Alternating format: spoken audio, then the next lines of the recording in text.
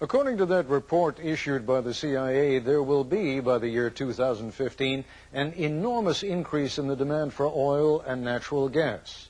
But the forecast is that drilling technology should be able to keep up with demand, barring political complications. But water? Well, water is another story. Water, to just go back to the basics, life of all kinds depends on it. There's no substitute for it. It is replenished, but at a finite rate. And it's very unevenly distributed. I mean, in our country, we are enormously blessed. In Canada, they're enormously blessed. But about half of the people in the world by 2015 will live in water scarcity areas where they have very low per capita amounts of water, too little to sustain whatever their pre-existing level of agricultural or industrial or household usage was, that level of usage. Forgive the pun, but that sounds a little dry, but of course it isn't, because that's what leads to wars. Well, it could lead to wars. I mean, it's going to lead to a lot of problems. Where?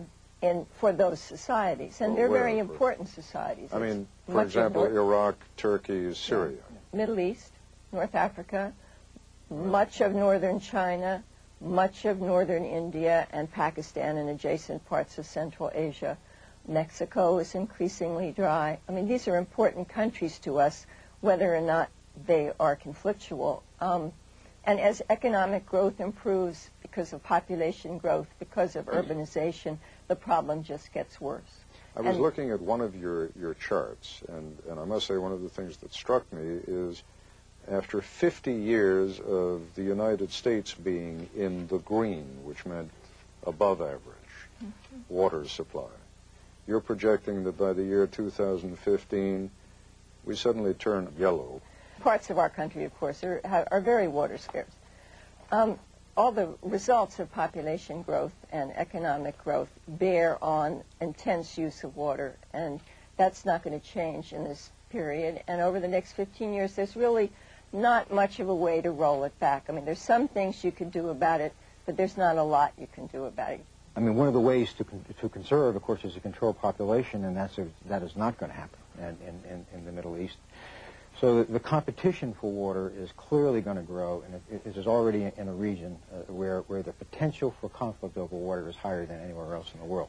So we're not predicting conflict there, but we're saying, folks, this problem is getting worse, and the math just doesn't add up to a solution here. ABC's national security correspondent John McWethy has more on the looming water crisis. Wars have been fought over land, over oil, over religion and race. Next may be water. As populations grow, the planet is entering a new era of water crisis unlike anything the world has seen before. I think water is much more of a concern than oil, to be honest with you, because water essentially has no substitutes. The degree of water scarcity we're about to experience, I think, is unprecedented. The CIA forecasts potentially disastrous water shortages in the next 15 years, brought on by exploding population growth in many parts of Africa, Asia, and the Middle East. The Nile River is one potential troubled spot. At the mouth is Egypt, the region's largest military power that now uses most of the river's water. At the source is Ethiopia, where 85% of the Nile's water comes from. Today, Ethiopia uses little of the water, but with its population growing at a rate of 1 million people every 8 months, Ethiopia is planning major dams to divert water for irrigation. The flow to Egypt will be sharply reduced. Egypt depends on the Nile for 99% of its water. It has virtually no other source. This is one of the highest priorities in terms of their own security. It really reflects their very existence. Conflict inevitable? I think it's dangerous. That kind of conflict would have huge implications for the United States, a close friend of Egypt, as would the case of another ally, Turkey. In both instances, if there is war, American troops may well be drawn into the fight trying to stop it. Turkey's case involves the Tigris and Euphrates rivers that both originate inside Turkish territory, then flow through Syria and Iraq. After centuries of using little of the water, Turkey is now developing that part of the country, building a massive complex of 22 dams. Syria and Iraq, both with large standing armies, are unlikely to accept a crippling cut in water. But the stresses caused by exploding populations and increased water use can also cause problems, even violence, within a country. Take the world's two most populous nations. China and India are the two top irrigators in the world.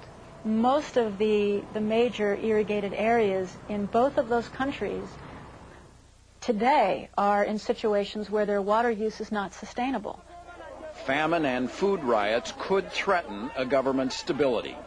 If you don't have enough water to meet your basic needs, you don't have a viable economy, you don't have a viable society. So what can the United States do? First, says the CIA, recognize there is a new and dangerous problem, then exert diplomatic muscle to get the nations most affected to negotiate and plan. Not very sexy, but it beats fighting a war. John McWethy for Nightline at the Pentagon. I'll have a closing thought when we come back.